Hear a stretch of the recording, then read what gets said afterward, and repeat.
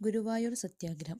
ഗുരുവായൂർ സത്യാഗ്രഹ കാലത്ത് അഖില കേരള ക്ഷേത്ര പ്രവേശന ദിനമായി ആചരിച്ചതെന്ന് നവംബർ 1. ഗുരുവായൂർ സത്യാഗ്രഹം ആരംഭിച്ച തീയതി 1931 നവംബർ 1. ഗുരുവായൂർ സത്യാഗ്രഹം അവസാനിച്ച തീയതി 1932 ഒക്ടോബർ 2. ഗുരുവായൂർ സത്യാഗ്രഹത്തിന്റെ വോളണ്ടിയർ ക്യാപ്റ്റൻ AK ഗോപാലൻ. എവിടെ നടന്ന രാഷ്ട്രീയ സമ്മേളനമാണ് ഗുരുവായൂർ സത്യാഗ്രഹത്തിന് പ്രചോദനമായത്? വടകര.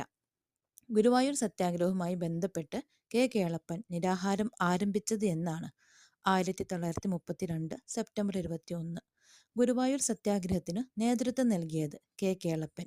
ഗാന്ധിജിയുടെ ഉപദേശമനുസരിച്ച് ഗുരുവായൂർ സത്യാഗ്രഹ കാലത്ത് 1932 ഒക്ടോബർ 2 നിരാഹാരം അവസാനിപ്പിച്ച നേതാവ് കേളപ്പൻ. എൻ്റെ ചാനൽ ആർക്കെങ്കിലും ഉപകാരപ്പെടുന്നുണ്ടെന്നുണ്ടെങ്കിൽ ഒന്ന് സബ്സ്ക്രൈബ് ചെയ്യണേ.